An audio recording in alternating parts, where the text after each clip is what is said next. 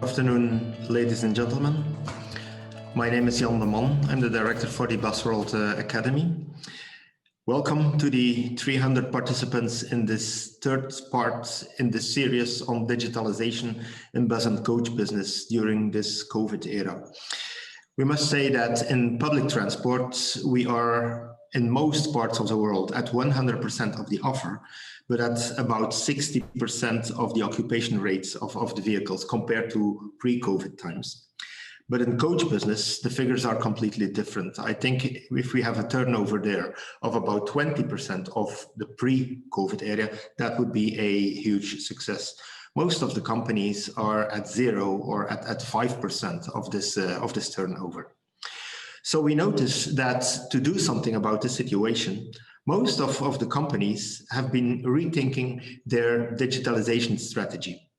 And that is why we have organized a series of webinars. Today is the third part, and I'm very happy to welcome speakers from all over the world, which will present their vision and the cases in their companies. How did they, via digital tools, try to improve the situation or do something for their clients? Now, we would like to ask you, to invite you all to participate as interactive as possible in this webinar. There's different ways to do this, and my colleague Hannes will explain how you can hear your voice or let us hear your voice in this meeting today. Hannes? Yes, thank you, Jan. Normally you should be able to see my screen now. So welcome everybody to this webinar from my side as well. And I'll quickly explain to the tools that we will use in today's Zoom webinar. If you have your screen in front of you, then at the bottom you will have this toolbar here. The first option or tool that you will use is the chat function. This chat function is meant to chat amongst the attendees.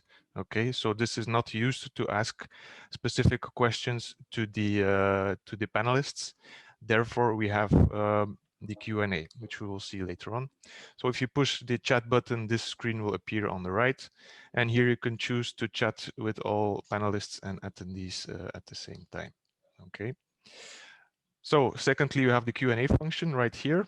So if you have a specific question that you would like to ask one or more of the panelists, then you need to do it right here. You push this button, this screen will appear on your screen, and then you just need to write down your question right over here. You can also choose to send your question anonymously, so nobody knows who asked the question, and then just hit the send button. Okay. Afterwards, you have an overview of all the questions that are asked, so not only your questions, but also the questions of the other attendees. Okay. There's also the option to upvote questions of other attendees. So you just need to hit the like button right here to upvote a question. Okay, so this question will go up in the list, and then we know which question is more important to ask the panelists. Okay, here we have the tab with your own questions if you would like to see.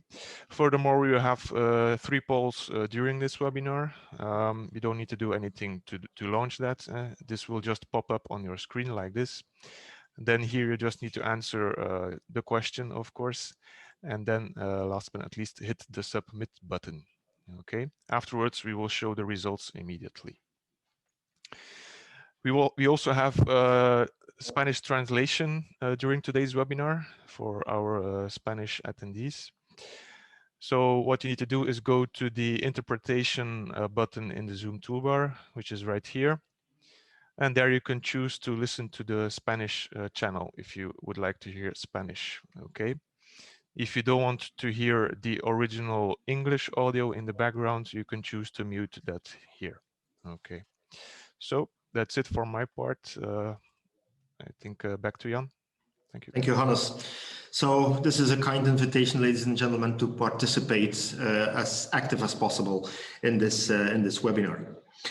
Now, the speakers we have invited for all the seminars of this series are linked to one or another point in the customer journey, right? We're trying to find new clients, we're trying to make a good offer, we're trying to keep our clients with us, etc. I'm very happy to announce Ryan Knapp, who is the sales manager for CheckMyBus, and CheckMyBus is the Busworld Academy partner, not only in this series of webinars, but also with Busworld Academy in whatever we do on digitalization. Ryan, can you sketch the context for us, please? Absolutely. Thanks so much, Jan, for introducing me. Hannes, can you throw up my slide, please? Awesome.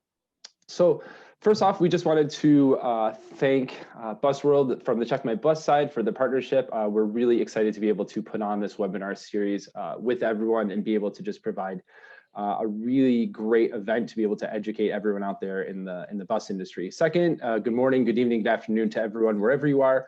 And third, from the CheckMyBus side, I just want to thank all the speakers for spending their time and their effort to be able to share their expertise with us today. I know we're all super thankful, and we all have insight here as to the presentations, and they're really going to be pretty awesome today.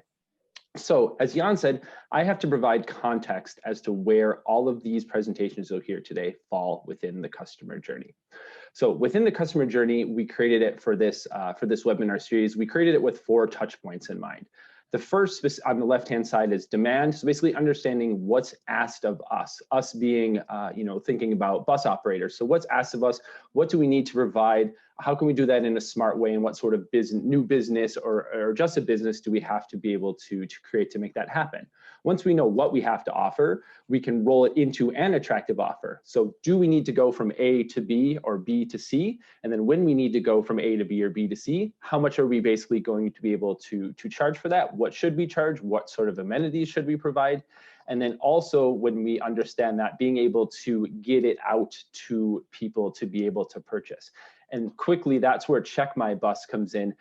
Being a metasearch engine and a search engine for bus travel, we're able to get out offers to the people that want to purchase them.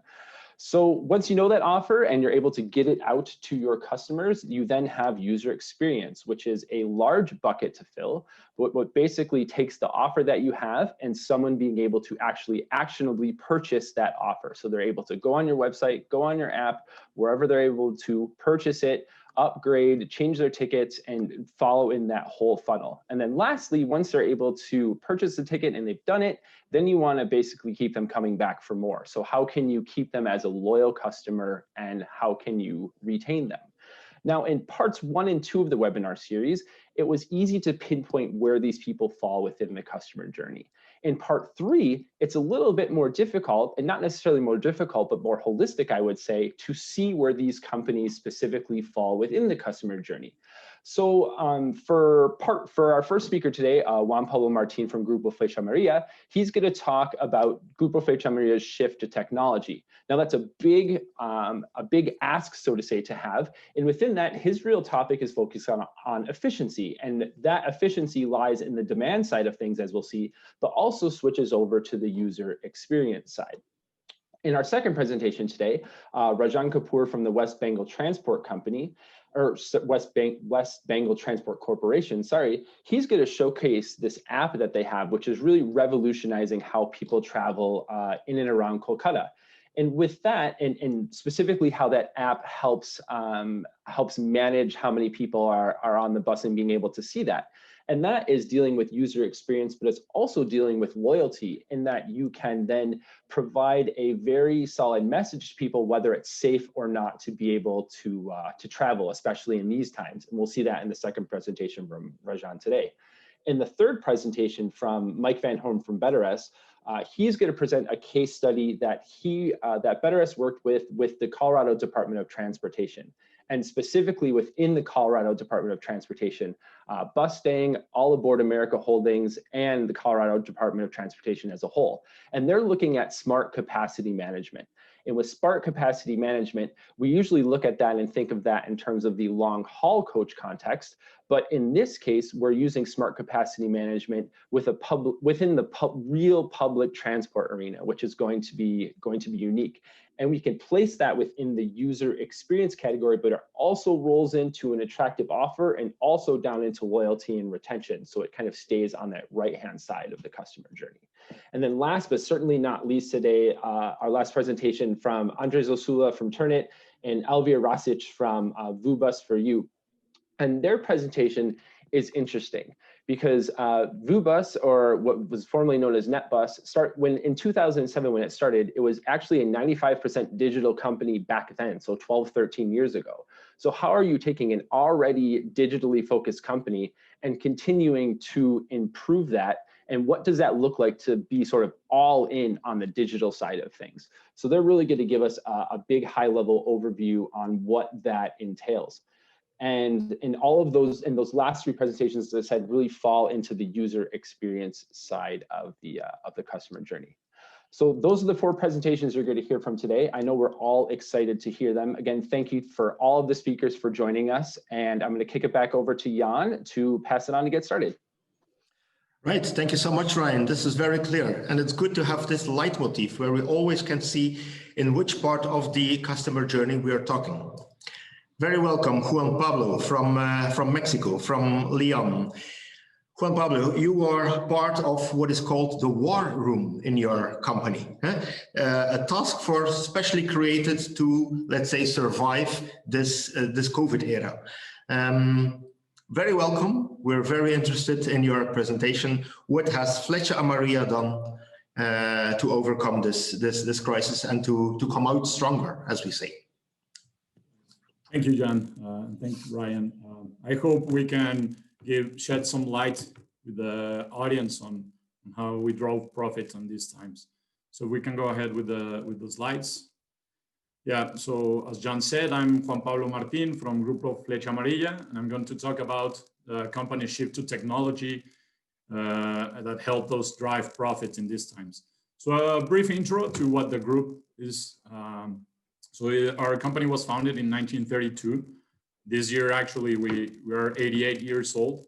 And we are one of the principal coach operators in the country. Before COVID, we were moving around 8 million passengers each month. We have in our fleet over 2,500 buses. And we have brands that are in the top of mind of our customers. We've been awarded by KPMG best bus line for some years, and as a company we don't focus only on intercity bus, even though it's our core, but in this customer journey that Jan has mentioned and Ryan, we also have integrated different services and business units, from express messaging, freight and packaging services, to even food franchises. You know, we think about that journey that our customer has when they take a trip with us, and we've been integrating these different business units, right? So next slide, please. So before going into what solution was, I'm going to talk about the actions that were taken by us. So as John said, the company decided to create a task force, a special task force, to try to predict the outcomes and actions that needed to be taken in order to stop the loss of due to COVID, right? We needed to shift our budget that was set for the year. We have to shift that to a zero-based budgeting. And we can see on the right-hand side this table that we took it from a McKinsey article in April, where they were also trying to figure out where this was going, how the recovery was going to come. And what this table tells us is, depending on public policy, on economically and on health, how fast a country or a sector could recover. And sadly, in Mexico, we have no support from the government. There's no capital being injected to our sector or even anyone in the country.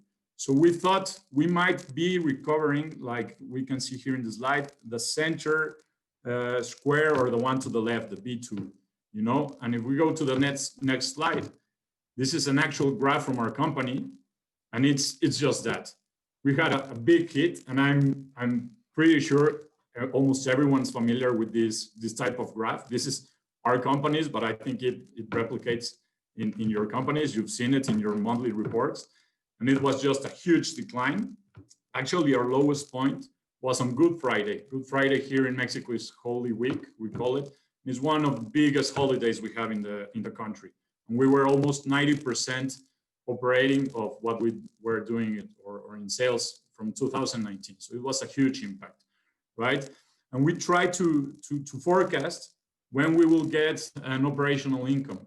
And here, this was a bit naive. We thought we were going to be at 50% capacity by the 30th of August, and this was a bit far off. We are just now starting to recover at 50%. But at that time, that's how we thought we were going to generate income again, until we got to 50 or 60 or 70% from what we were operating last year. So if we can go to the next slide, with this forecast in mind, we had to take different measures to control expense and reduce fixed costs, right? So we did maintenance to our units to comply with our standards. Safety is one of our values, so we couldn't compromise safety. But we weren't doing some like minor embellishment details that we do normally on our buses. Our buses are super pristine, but now we might shift them or kick them a month or two to do those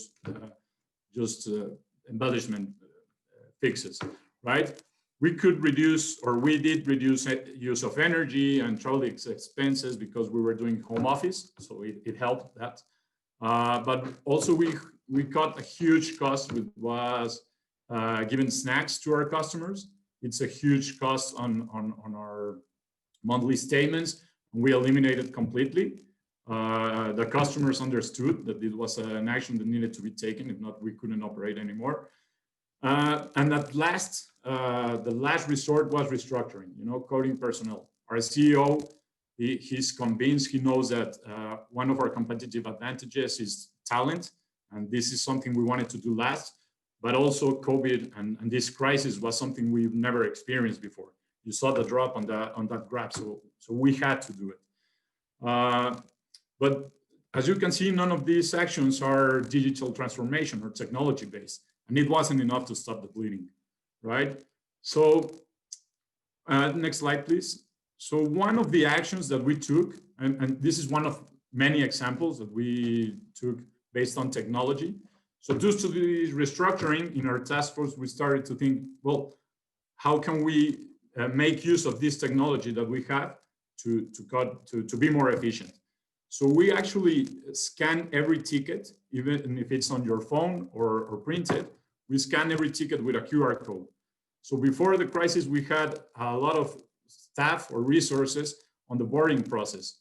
Each bus had a boarding assistant where passengers check their ticket. So we had to reimagine this process. So it's a mix of process with technology, with efficient use of resources. And we actually not only cut costs, but it also helped us implement our COVID process, like safe guidelines, because it's a contactless activity, right? So it was a start, but it wasn't going to turn our numbers fast. We still didn't see profit coming until the late Q4. So next slide, please. So this is where everything changed. This is a KPI, an indicator that we revise every month, that is revenue over kilometer. So here you can see this graph that our KPI, the revenue over kilometers traveled on that month, that is almost 40% below of what it was in 2019. But the two lines on the bottom, the slightly colored one is the kilometers, and on the bottom is the revenue that we're getting. So we have a gap that we are analyzing, and we realize that we cannot close this gap. Days go by and we cannot close it. We cut services and we cannot close it. We cut services and we cannot close it. So here is where we're all turned for the better. So next slide, please. We implemented a business intelligence tool that measures this KPI at any time in any of our service lines. So this KPI before our crisis, it was something we checked monthly, maybe in executive meetings, and it was looking to the past, right? So we were never going to close this gap. With this BI, we were able to see it every day and react faster, right? So we started making it smaller, but it wasn't turning yet. So what we did, we got together 4 different areas: operations, sales, planning, and logistics. And we created a model, a demand model, to reactivate our supply as the country started to open up. The country started to open up in May, June, but we already had developed this demand model, and that's being fed and renewed and perfected, but it was fed by our BI tool. The information came from our BI tool, and it actually helped us close that gap between revenue and the kilometers we were traveling, right? So if we go to the next slide, we can see that the gap closed, right? And we also bumped from the 30% we were below, we bumped it to 20% below by June. So we closed this gap, and that meant we had marginal operating income. So even though we were not operating at 50% our capacity like we thought we should to get revenue, this implementation actually got us revenue with less capacity or less operating capacity. And if we go to September, next slide, please, we actually reverted these lines, right? Revenue is above the kilometers we've been traveling, and the KPI, that is the cornerstone for our company, it's very close to what we were having in 2019. You can see by the end of September, it's almost near to zero. So this was like a huge breakthrough at the company. This KPI was our cornerstone, but we revised it every month, and now we're revising it daily, and it's what tells us on our demand model when to open up services without losing money, right? So if we go to the next slide, like I said, it not only helped us stop our losses, but we've managed to turn that forecast of maybe getting operational income in Q4 and bring it to June. So we have marginal operational income in June. Next month, our GOP, or gross operating profit, increased by 1,000% from July to June. And then it stabilized. Like if you remember the graph we saw earlier, the recovery is low and it has steps, but we've been growing. Right now it has reached a step, but we have operational income. So we are not bleeding money. We're actually gaining some money. There's still the financial part of it, you know, but this has given us hope to the future, because if we are doing this right now at 50% of our capacity, we don't have to wait to 2021 or 2022, where we might have 100% of our operations to have the same revenue. We might have 70% of our operations and have a bigger revenue than we had in 2019. So next slide, please. As a conclusion, digitalization is not a magic wand. It must be aligned with the company strategy. And the board was very clear. It's clear with them that this is the path we need to take, right? It's a tool that helps enhance the company's competitive advantage. It's this VI tool I was mentioning, we didn't implement it or buy it or develop it during COVID. It was something that we had before. The company, the strategy was very clear that we needed to shift that way. It just got accelerated during this crisis. And we found out that also interdisciplinary teams are the key to find the best solution to our problem. We used to work in silos, and right now with this technology, teams, and the talent of and the strategy of the company and the values is what helped us drive this profit at this time. Right? So that's it for me in terms of our slides. I don't know if there's any questions, John. Yes, and indeed, Juan, Pablo, thank you very much. That was very, very interesting. I've got two questions for you. I imagine that you've been talking about your intercity lines in this presentation, right? Did you do the same for your city lines? Yes, that's right. So actually, this KPI, it works for everything. It works for our public transport companies. It works for our inner cities. It even works not with this model, but it even works with our packaging unit, the business unit. You know. Will you continue to work with this KPI? Yes, for sure, for sure. And we are trying to perfect this demand model. So as we open up, it gets smarter. We get better income per or revenue per kilometer. Right, I see. So the KPI and the tool you created is actually measuring your income and comparing it to let's say your costs but measuring is not enough. You have to take some actions to let's say improve the results of your measuring. What actual actions did you take to make those lines, let's say, switch positions?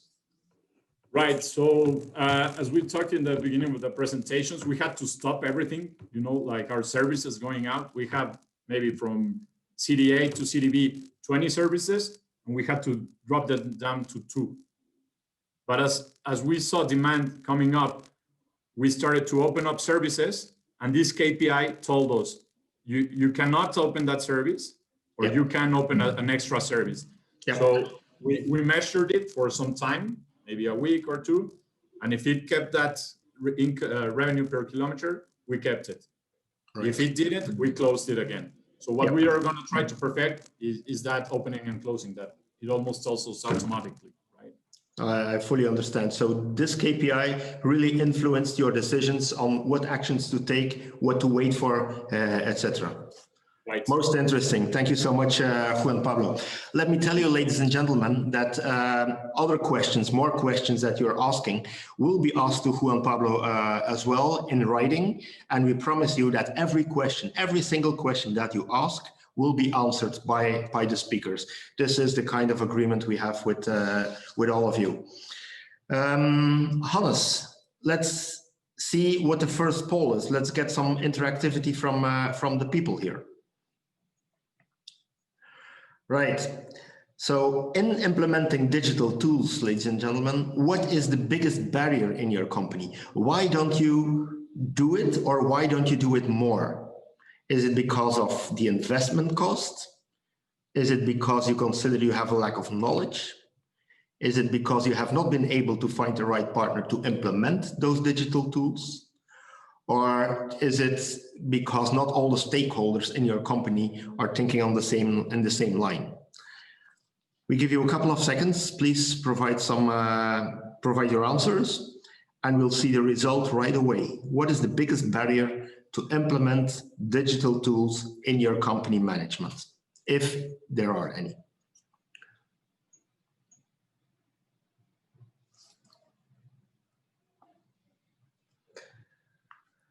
Right, answers are coming in.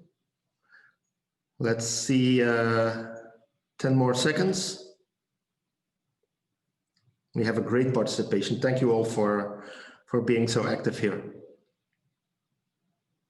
Okay, Hannes, can you show us the results? What are the biggest barriers? There's 2 of them. There is the investment, and maybe this COVID period is not the best time considered to make that kind of investments. And quite important, 30% of you answer that not all the stakeholders are on the same line here, that they should be convinced to implement those digital tools, but not everybody has yet. So the availability of capital and the stakeholders, trying to get them on the same line, which the management does. Thank you very much, Hannes, most interesting. The results of the polls, ladies and gentlemen, will be on our website, the CheckMyBus website and the Busworld Academy website. Please feel free to consult those results as well as the presentations of the speakers on these sites. Now let's cross the ocean. Let's cross, let's say, half of the world. And we go from Mexico, we go to India, where Rajan Singh Kapur is the managing director of the West Bengal Transport Corporation, which is a public bus company. Rajan, I assume you're more focusing on city lines, but you have other activities as well. You're the managing director there. What's the situation in Kolkata? And what are the digital tools you have been asked? I understood that with the help of the World Bank, you've been able to implement one very specific tool that in this period of COVID seems to be very efficient. Thanks for being with us. Well, thank you, Jan, and thank you, Busworld Academy. Kolkata, earlier known as Calcutta, is a city of joy. You know, people love to travel, they love to shop, they love to eat out, they love to go it's a city which is always moving and modeled on the city of London. It's a very active and very vibrant city. So transport in Calcutta, earlier it was Calcutta, has been a breakthrough for Asia and for the world since the 19th century. So it's the buses now that we're talking about, but it was the trams way back in 1873 which started in Calcutta, which was pretty much the same time with most of the most important cities in the world. And the corporation that I'm the MD of is basically tracing routes from 1880. The original company was formed in London, and now we've merged all the state transport undertakings into the West Bengal Transport Corporation. Coming to your question, Jan, as to what interesting is happening. So let me tell you, before we start my presentation, for people who are not attuned to this part of the world, just imagine a few years before we started this digitalization, how would anybody travel? So let's assume I have to travel from certain point A to B in Calcutta. What would I be doing? I would simply be just looking at my watch. Okay, it's 8 a.m., 10 minutes to 8. I'll walk to the bus stop. There is no idea when the bus will come. Mind you, there is no app, there is no technology, there is nothing. All that you've got is a phone number on the internet, which most of the times you might not even pick up in the morning. And you have a schedule which is not practically followed perfectly because of XYZ reasons, because you have to understand, when I don't monitor technologically, my staff also can become lackadaisical. The driver can be half an hour late and I don't know if he's late because I'm handling a corporation which is running the tramways, which is running the ferries, which is running the waterways, which is running the entire bus in the city, as well as long distance buses. So for me to monitor which bus is late, which bus is early, how many buses are there on a particular route is practically impossible. All right. So you have to understand, I think the first thing which Hans and you guys started was user experience. Now, the user experience for an average Kolkatan was this. You want to go for a bus, you'd never know when the bus will come. You might see 3 buses are coming at the same time. You might have to wait for 1 hour, there's no bus. You might get into a private bus, which is fully, filled up. People are standing, but you have no space because you don't know when the next bus is coming. You got into a bus, which is people are standing and hanging, and 1 minute later, you have a bus which is coming. So people were clueless. And this was really, you can imagine, I don't know whether you can imagine, but this was quite a bad experience. Forget about loyalty. It was more about a basic need. I got to go to my office, so I got to do it. I also have to keep a tab on the time, right, Jan? So, yeah.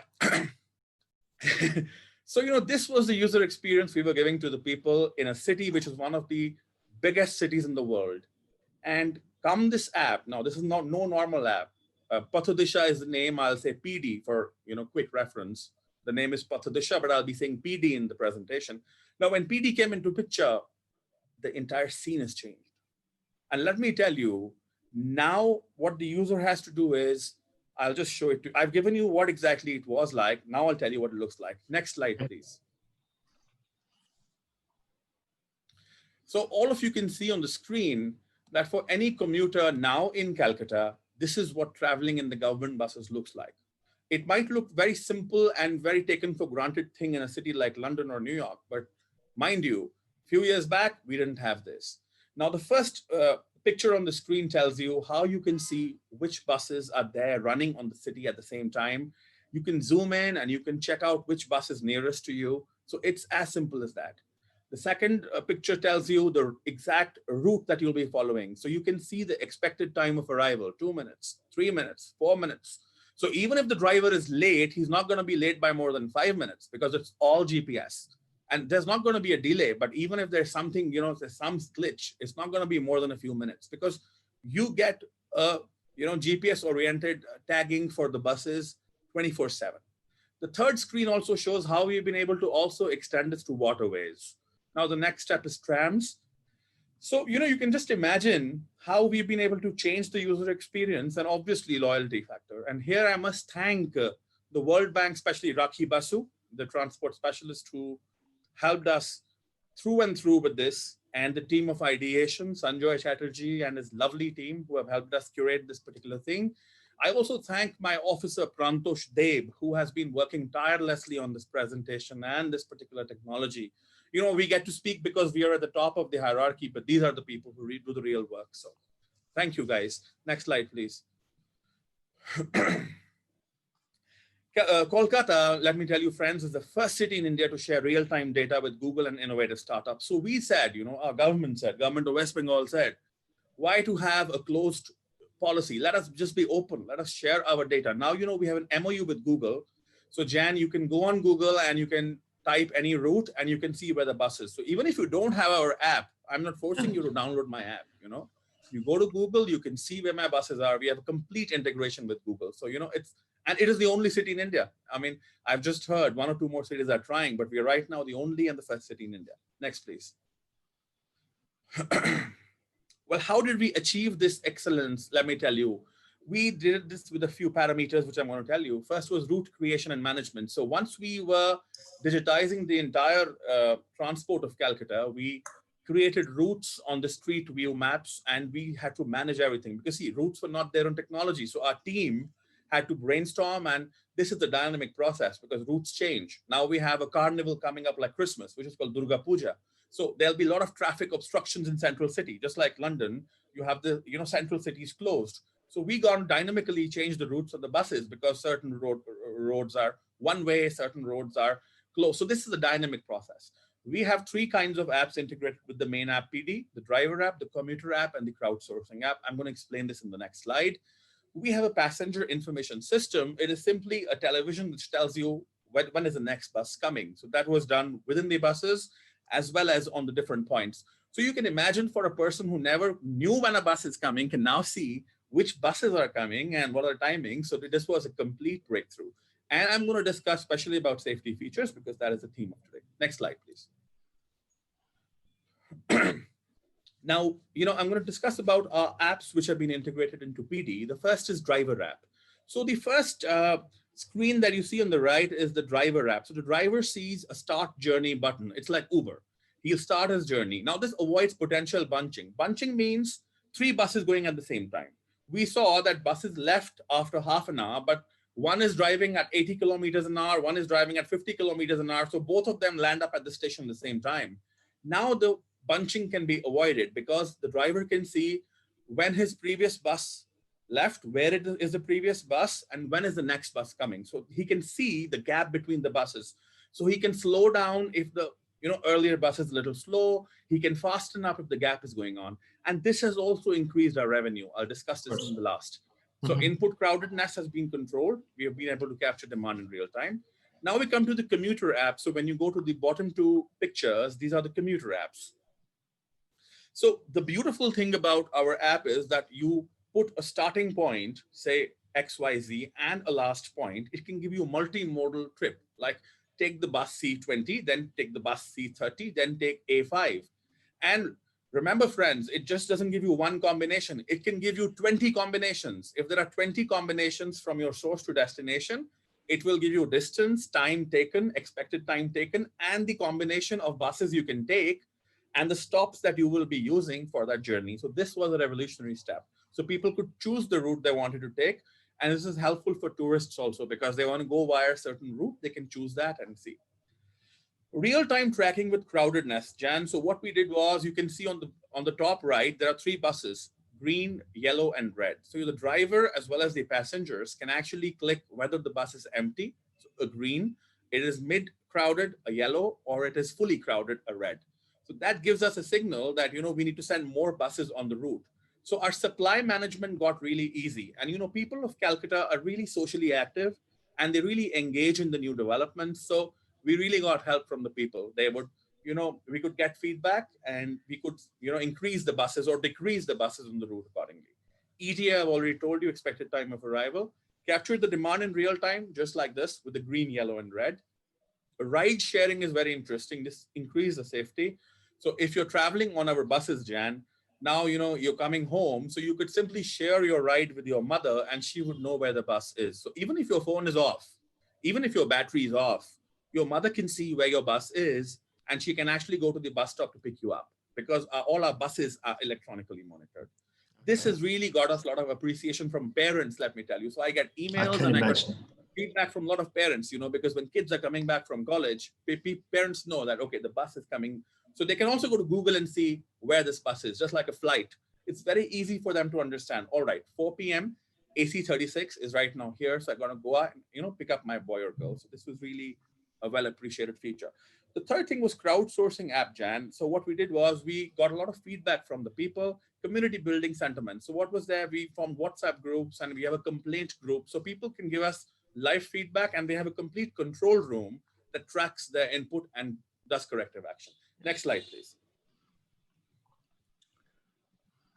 I'll quickly just focus on this, and this is the main slide. How exactly have we been able to give safety to people with our app? So first is ETA.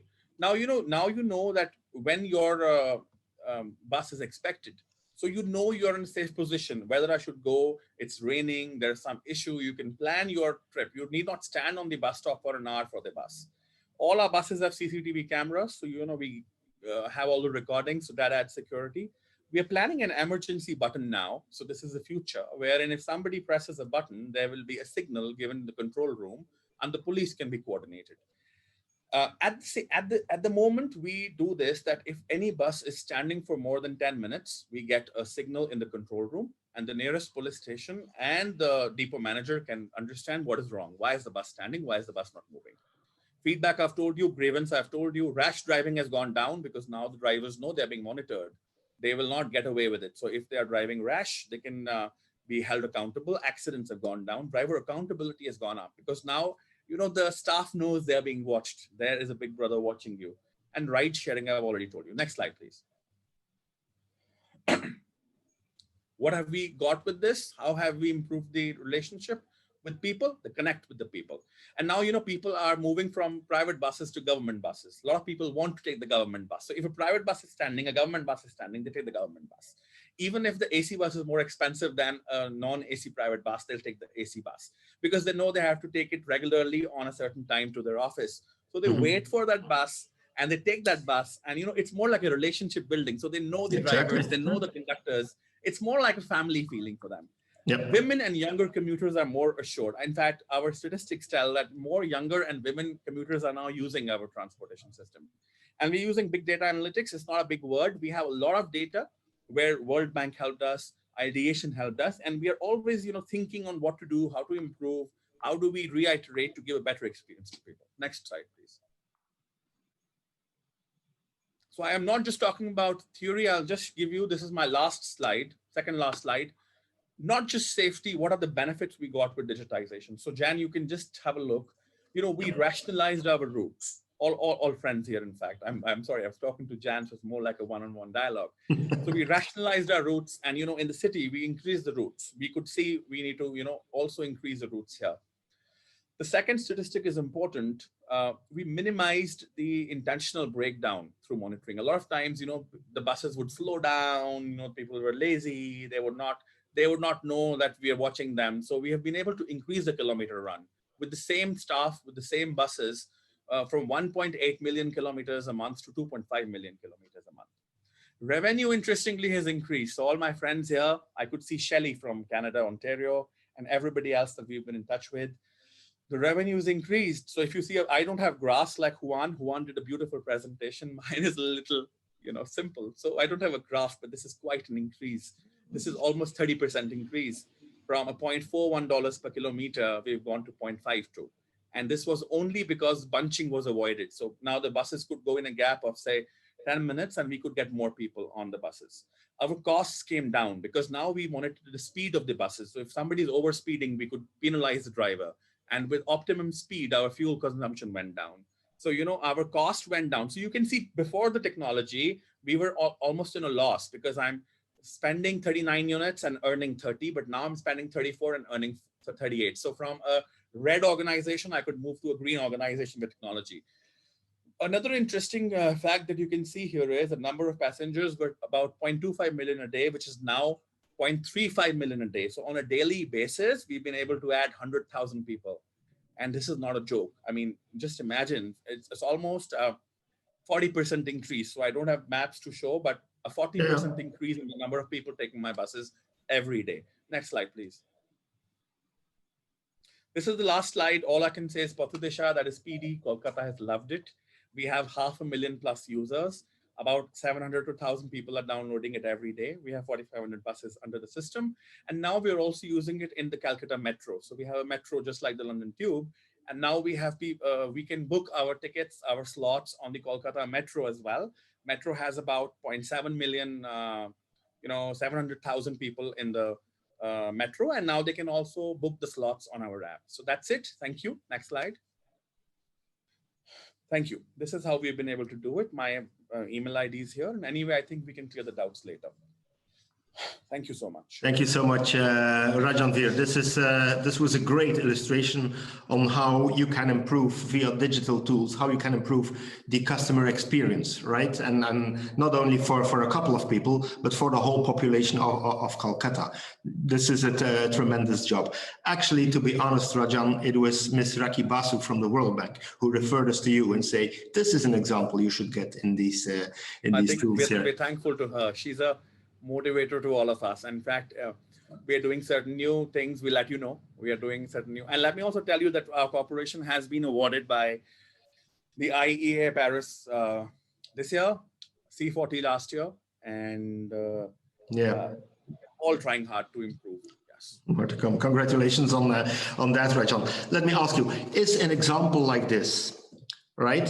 Would it be possible for not a small or middle-sized private enterprise, but a bigger private enterprise? Can you give us an idea on the budget that has been spent on this tool, to create this tool? Okay, so Jan, what I can do is I can get back to my technical team and probably send it to you by email, because ours is a government body, so I would not like to. But yes, we have our technology partners. Ideation is a technology partners for us. So I'll ask Sanjoy to get in touch with you. Maybe he has certain customized plans for the private organizations. It is not expensive because we in India have the best IT minds. And let me tell you, I would not want to tell you how much we have spent on our app because it was also sponsored by the World Bank. But I would certainly give you details via the person who helped us via email later. It's not expensive, I can tell you. Right, it's not right. But you understand that it would be good to have this information and to make, let's say, the path to the implementation of such a tool for all bus companies. I tell you, Jan, the simplest, for a business, like we're a government body, for us, profits are really not the first parameter. But you can understand, if I'm able to increase my passengers from, 0.25 million to 0.35 million in a day, it's a huge change. And for a private organization, this can be a breakthrough. And on the cost, I'll get back to you. Certainly. Okay. But in a country like India, I'm not talking only about Kolkata. Our Busworld is in Bengaluru. We have experiences in Delhi and in Mumbai. There is a gap between the supply and the offer. At some parts of the day, buses are completely full. People don't know how to get on a bus. Now you're adding a tool that makes it even easier for people to use buses. You're raising the number of passengers. Your fleet has to follow that evolution, or doesn't the one influence the other? So what happens is, Jan, we all know in the transport industry that the peak hours, like for India, for Calcutta, would be 8 a.m. to 11 a.m. and 4 p.m. to 7 p.m. So that's when people go to their workplace and people come back. So all our fleet has been actually planned in that way. So majority of our fleet is actually, concentrated in these two time zones. So they would be going as frequently as 10 minutes or 5 minutes or 12 minutes. And at the other times, they would be going like 30 minutes or 35 minutes or 40 minutes. And that is how we save on the costs. And how has the technology helped us? The technology has helped us because, as I told you, we can dynamically come to know if the demand is going up or down, and we can, support it simultaneously from a control room. So we have a 24/7 control room, Jan, where there's a team which sits and they monitor the entire thing on a dashboard and do this. Yeah. Okay, good. Thank you so much, Rajan. Thank you. Really appreciate Thank you for inviting. It was a pleasure being here. Yes. Look forward to our next cooperation. And my thanks again to World Bank team led by Raki and ideation of Sanjay and my dear Prantosh Deb. a part of my corporation who's helped me with this. Okay. Hans especially for all the coordination. Thank you. Thank you. Thank you so much. Referring to Hannes, can we have the second poll, please?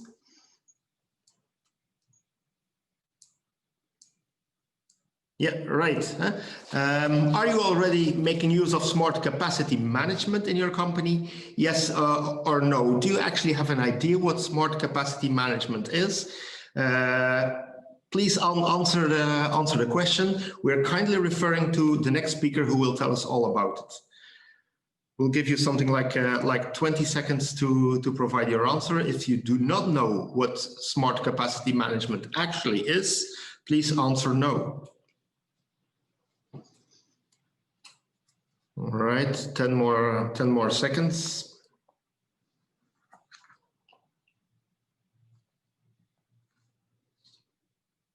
Okay, good.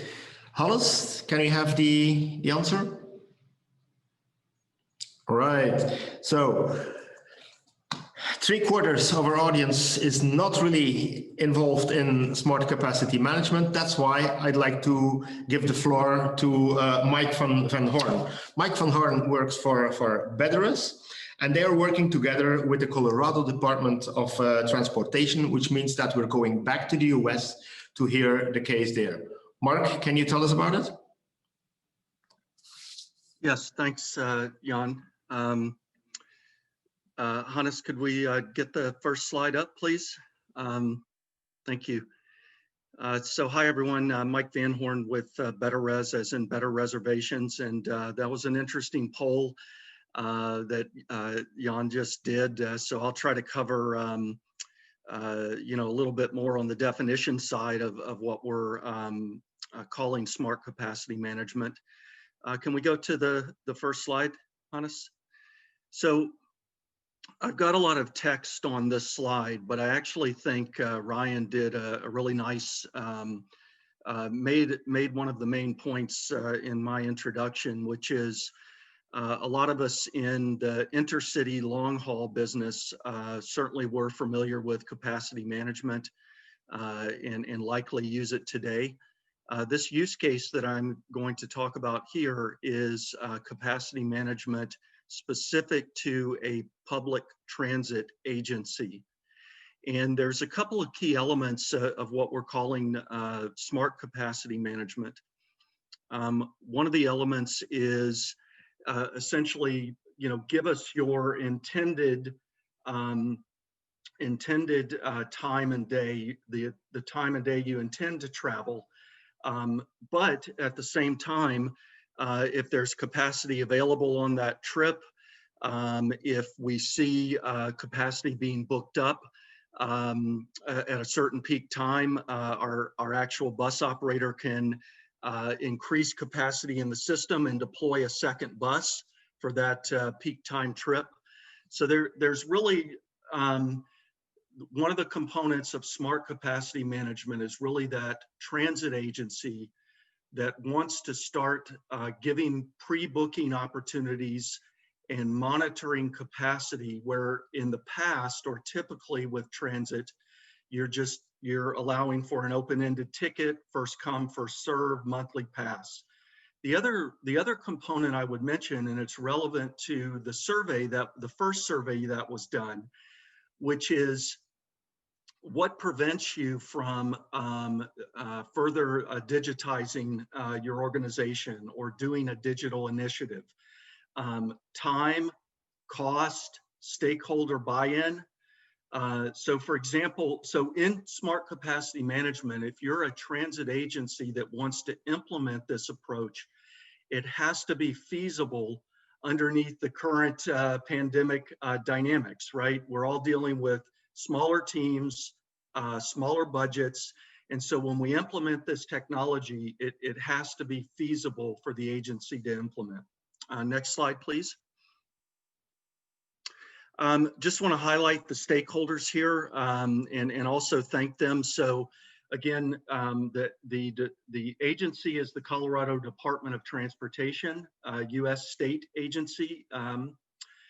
Lots of responsibilities they have, but the specific use case relates to their bus staying service, which is more of a express type service with some longer distances and fewer stations, fewer stops, but still managed by a public transit agency. Our bus operator partner is All Aboard America Holdings. Very safety oriented, and that plays into COVID, right? The whole concept of smart capacity management and why Colorado DOT and All Aboard is working with us is in reaction to COVID. So certainly safety from All Aboard standpoint now includes COVID related safety measures. And All Aboard has a number of different business lines: charter, tour, contract. They're a top 10 operator in the US by revenue and bus fleet. And then Betterez, we're the ticketing partner, obviously, and founded in 2011, headquartered in Toronto, Canada. And again, excited to be here with you today. Next slide, please. So let me get a little bit more into the use case. Here's something very interesting that's kind of I think a side area of interest of the whole use case with Colorado DOT, which is the initial use case was actually more event related than COVID related. So in the fall of 2019, because of a couple of these trends that, at least in North America, we're seeing in transit, these two trends of transit agencies managing express services. So again, these services with longer distances, fewer stations, it's more akin to the inner city, but it's managed by public transit. And then also the ability or the desire by public transit to partner with more events and destinations. We typically think of that maybe more in the private sector, but lots of opportunity we're seeing in public sector transit to partner with events and destinations. So the original use case was actually for things like Colorado DOT's snow staying brand. Snow staying is actually a branch service of bus staying that provides round trips to 4 Colorado ski areas. So you can imagine, on 1500 in the afternoon on a Friday afternoon for a ski weekend, there's going to be a lot of demand for that departure. And so the original use case was to use Betterez capacity management for these specific opportunities that were event or destination related. Next slide, please. So then of course comes COVID that we're all living in today. So March 28th, Colorado DOT suspends bus staying and also their outrider service, which is an associated more inner city type service. And then shortly after that, as transportation agencies start to consider relaunching services, and the best approach to doing that, we actually have the Colorado DOT, the Public Health Department, Colorado Department of Public Health, actually publishes guidance that specifically affects capacity. So we see limit vehicle capacity to ensure passengers maintain at least 6 feet from other passengers, or approximately 20% of vehicle capacity. Consider cordoning off seats or portions of vehicles. So you'll see in the bus staying use case, they're actually managing capacity down to the seat map level. You don't have to, you can manage it at the bus level, but they went down to the seat map level. So next slide, please. So we're already working with All Aboard and Colorado DOT. The Public Health Department of Colorado issues this guidance, and we quickly have a couple of working sessions with all stakeholders involved, representatives from Colorado DOT, All Aboard, and Betterez. And we walk through the use case of deploying smart capacity management, not just with express services or event related services for bus staying, but across the whole bus staying network. So after a bit of back and forth, we decided to implement this, this approach. And again, back to the survey that Jan did, I think it fits really nicely here with what the approach had to be, right? Because there's an enormous amount of technology out there. We have to get it implemented with smaller teams, smaller budgets. So this solution had to be quick to implement, cost effective, easy to use, both from the passenger as well as the operator that's looking at the capacity, the driver that's scanning the QR code of the ticket. It had to be functional, right? Our experience is you always want to balance the function with the investment that needs to be made, right? So if you look at my seat map here, and this is from the booking flow of Bustang, all web-based, right? And there's an interesting debate on downloading an app versus doing it all on the web.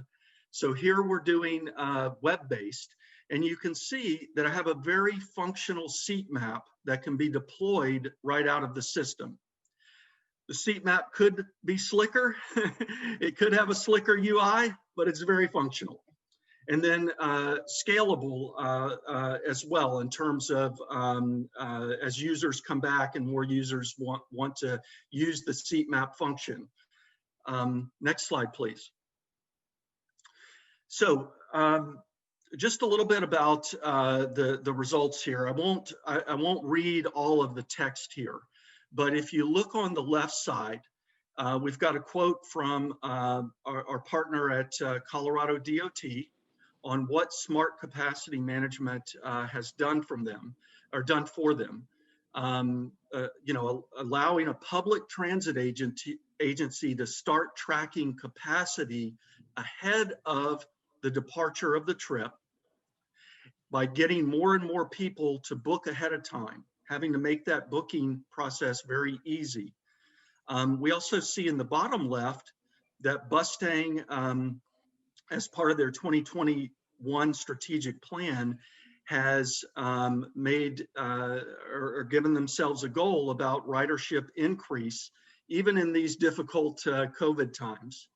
So where have we gotten to with the smart capacity management? On the right there, Bustang reopened in 2020. We're not comparing to 2019 numbers, but the metric we pulled out that we thought would be most interesting for your audience, for the audience here, is since we relaunched in July, we've seen a steady week over week ridership increase at about an aggregate of 46%. So we see a nice, positive trend as riders see how easy it is to book. They see the benefits of pre-booking on public transit, Yep. and so on. Good. Next slide, please. So this is my summary slide. Okay. Again, our concept is smart capacity management, a little different than straight capacity management in an intercity business, from the components of having a flexible reservation as well as how we implement the tool. The rollout has to be very manageable within these COVID pressures of the expected user experience, the budgets, the teams we have as agencies and operators to implement these solutions.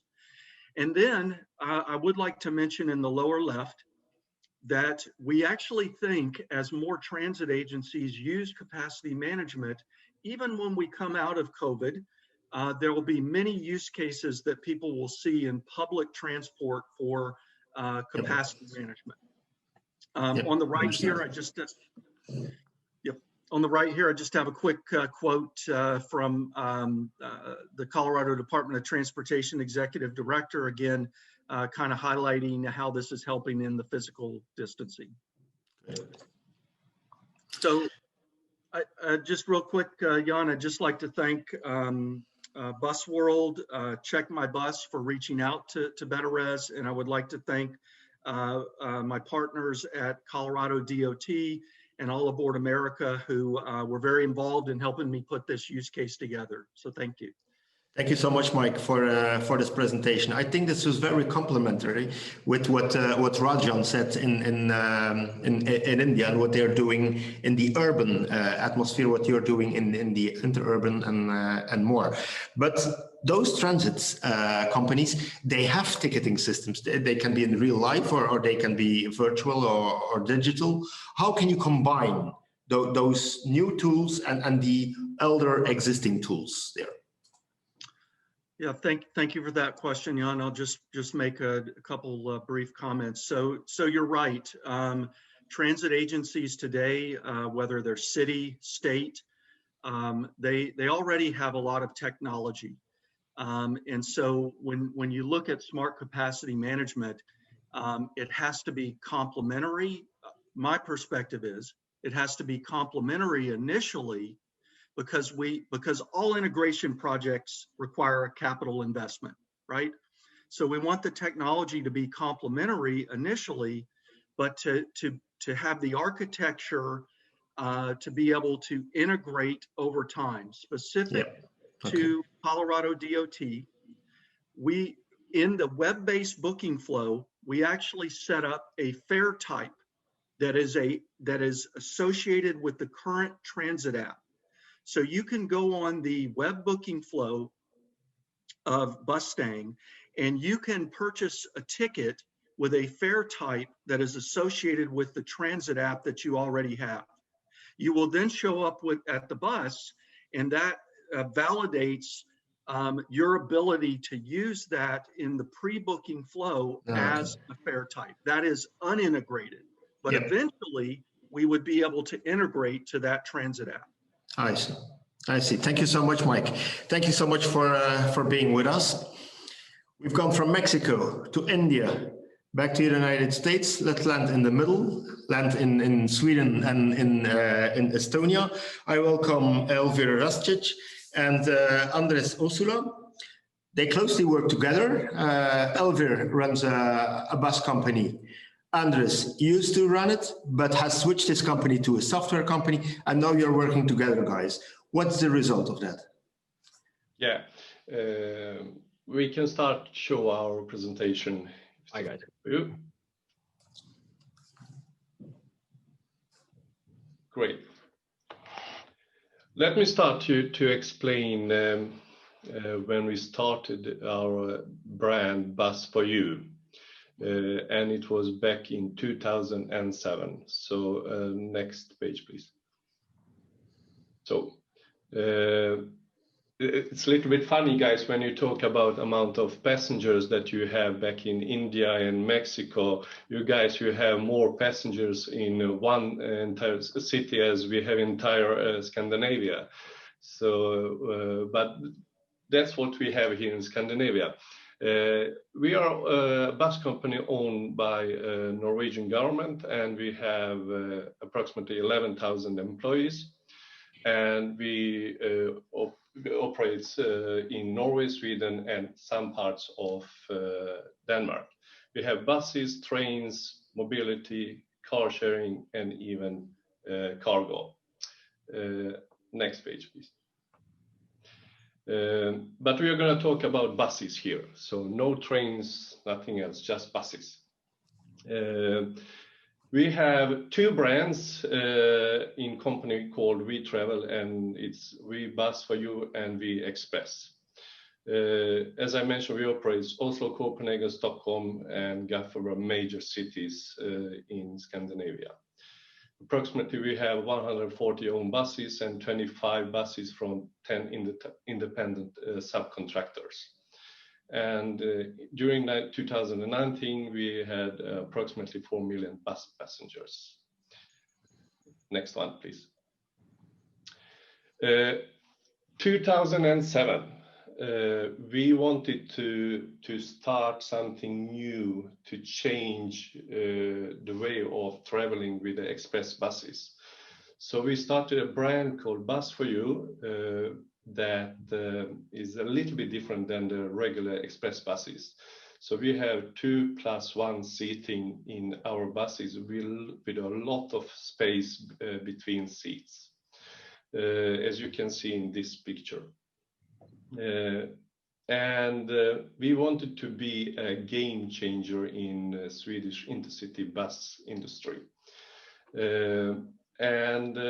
By starting with Bus for You, we needed to have a new customer system or a reservation system. So we made some local-based system software in the beginning, because we started with only 4 buses. And from the first beginning, we decided that we will try to have online selling for 90–95%.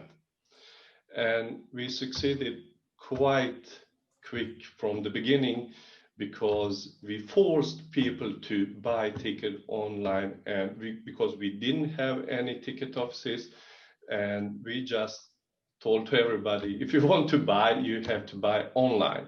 And during that period, 2007, we could see that in the future, we're going to see a lot of people using smartphones. A lot of people will use computers and buy online. So we wanted to change a few steps before others. And it was quite successful in the beginning, and we dared to do that. I can see a lot of bus companies, they still don't dare to do that. But we did it for 13 years ago. And we even, guys, we stopped selling tickets on board, at least for the Swedish part. And all these things helped us to cut costs a lot for our company, especially for economy department.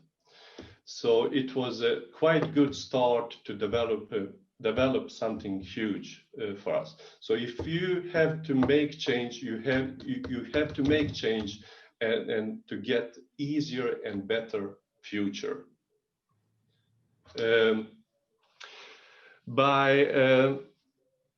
By developing the system, we wanted to have a good communication with our customers as well.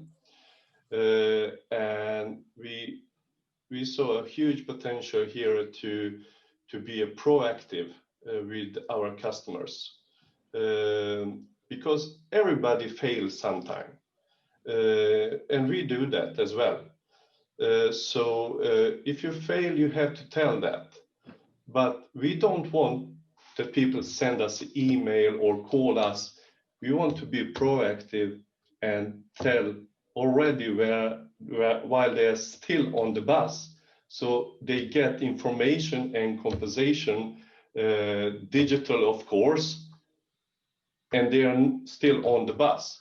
So that was one of the part that we wanted to develop, and we did it in the system, so we can speak with them in digital way. Okay. So can you keep time in mind, please, Elvir? But please continue. Yeah, okay. So tell when you fail and you will get respect. That's true, because when you're honest, when you have that communication with your customers, so you can be awarded for that. And I can proudly say that for 10 last years, Busworld has been awarded for Sweden's most satisfied and loyal customers, comparing with all other bus companies, trains, aviation industry. Mm-hmm. Yes, next one, please. By growing so much, we needed to find out if we continue with the current system or we have to find something else. And we started to look around, and we wanted to make something huge, and we wanted to find some system that is used by other bus companies in the entire world, because we wanted to gather information, ideas from all other operators. And we found out that Turnit was the right reservation system for us. So we started to make communication with Andres and the guys over there in Estonia, 2015, 2016. And then we start migration 2017. I think, Andres, you can take over now. Yeah, let's skip this next slide. Hi, guys. Right, so I think you've covered already this Yeah, slide. some of these, yes. Yes, so let's go. So I'll quickly talk about what we do at Turnit. So we're a tech company grown out of bus operators. So my background is actually from intercity bus operations just as well. So at one point we understood that there is a need for a quick solution for the industry to digitize themselves. But at the same time, we really wanted to leave independence for the industry to choose what kind of sales strategy, what kind of sales channels they want to sell. Is it their own sales channels? Is it eventually Google or CheckMyBus as search engines? So what we do in Turnit, we provide only the core technology for operators to run their business, schedules, inventory, and so on, but basically define their product. From there on, it's up to the operators to choose and basically sell whichever offline, online, on board sales channels they want to sell their tickets. So that's what we do. Next slide. So we provide basically the back end off-the-shelf product for the industry. And this is exactly what we did with Vue as well. So we provided the technology for them to handle their business. We call it kind of like a bloodstream of their business. But the customer experience, web, mobile applications, they were able to develop themselves exactly how they wanted to do that. Next slide. So as a company, we want to grow globally so that we could really pool the common knowledge of operators around the world. So we work with leading operators like Vue, Michigan Flyer in US, Irish biggest operator Basiren, CTM in Morocco. So these really very, very different environments give us a good understanding of how to build more common, let's say, common products and scale it outside of Europe. Now we're in Africa, scaling hopefully next year to Latin America as well. So, next slide. Just a quick understanding of what's going on in the market. So we were growing for the last 5 years from 21 million of value and 3.4 million tickets to 13 million tickets last year. And that basically this year crashed into about half of what we did last year. But we do really see already the recovery building up for the next year. So we do see that there is a strong tendency for digitalization. We've got new customers going online next year as well. So I think it's a good way how market is developing currently. Next slide. Elvir, that's yours. Yeah, what we did when we changed to Turnit, so the entire selling part in only one system gave us a clear picture of what we have and what we can develop. That gave us advantage and could increase operation efficiency a lot. Quick way of changing the timetable, especially during this period. Yielding, pricing, we had in an old system, but moving to Turnit, we could get much faster and modern way of yielding with both good algorithm and manually way changing the prices. And revenue increased a lot, especially last year when we changed to Turnit. And the third one, now when both countries, for example, Norway and Sweden, use the same system, by using multi-legs, we can reach to some new customers, and new customer can discover that we have some destinations. I think we're running out of time. Yeah. That's right. Okay, thank you very much. Is there something you want to say to conclude, Elvir? We did it for 13 years ago, and we wanted to change bus industry here in Sweden. So if you want to start to do that, this is the right time to do that, and you have to do that. Look in the future. This is our future. Okay. Thank you very much indeed. Do you think, Elvir and Andres, do you think that this COVID period has actually stimulated companies to pay attention to digital tools and to digitalize their companies? Maybe because they had the time, maybe not, because there was a lack of money. Maybe I'll quickly jump into that. So I think it's a very good question, and to be fair, we had a very good experience. Before COVID, a lot of operators were saying, "Yeah, we do really want to make digital change, but we don't have time for that."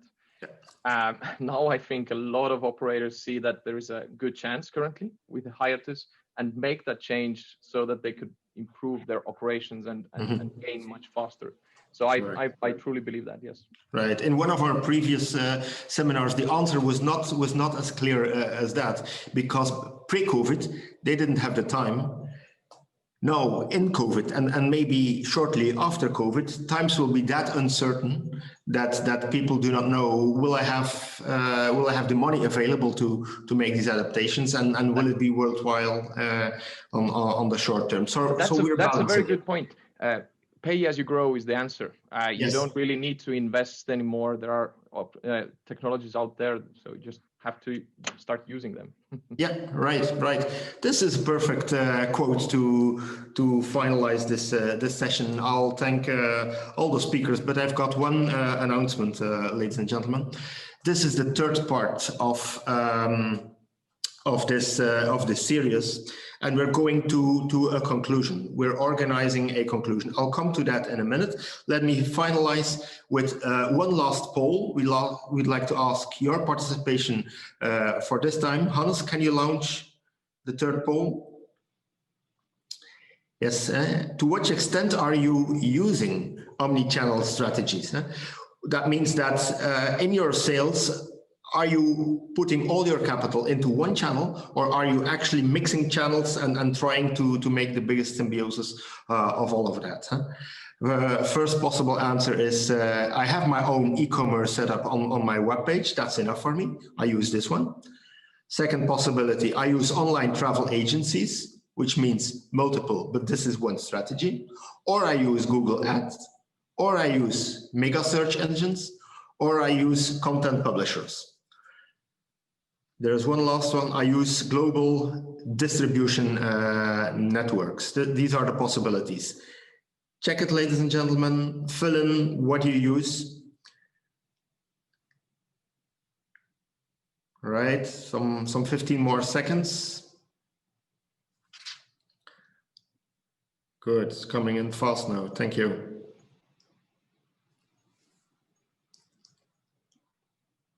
Good, 5 seconds. Hannes, can you show us what people are using? Okay, we see two leaders. One very explicit leader.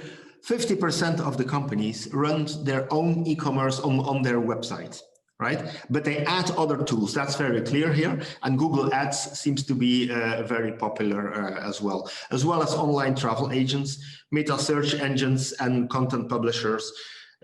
Need to be pushed, but I'm sure this is also going to grow very fast in the coming months. So what we actually have been trying to tell you in those 3 webinars that we've had in this series is that the mix of communication is actually probably giving you the best of results that you could imagine there. Of course, your own strategy in your own company plays a very important role here. Right, thank you very much. This was the third part of this series. We're coming to a conclusion here. And the conclusion will be presented in what we call a big debate. So we will have on December 10th, please note that, maybe Hannes, you can put the announcement on the screen. On the 10th of December, we invite you all to give your comments, give your questions, and you will be asked them, right, on the whole digital strategies that have been put up here and that have been affecting not only our bus and coach companies, but actually the whole mobility sector in this period. So please note, December 10th at 3 p.m. Central European time, which means morning in the United States and in the American continent, which means late afternoon or evening in Asia. But we're actually looking forward to have all of you present there. We will have the participation of online travel agencies, of meta-search engines, of global distribution systems, and even professional federations and experts will be there to answer your questions. We'll have one presentation of about 20 minutes done by Mark Hoffman, the CEO of CheckMyBus, but we'll have a panel that is ready to answer your question and to comment your vision. So please participate in the preparative process that we will be launching for that. So thank you very much. We'd like to see how you evaluate what we have done so far. So Hannes, can you launch the evaluation, please?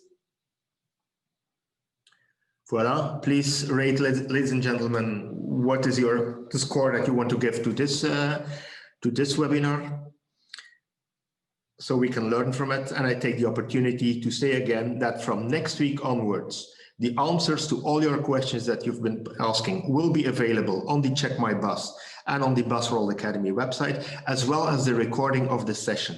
So please feel free to review whatever you want to see.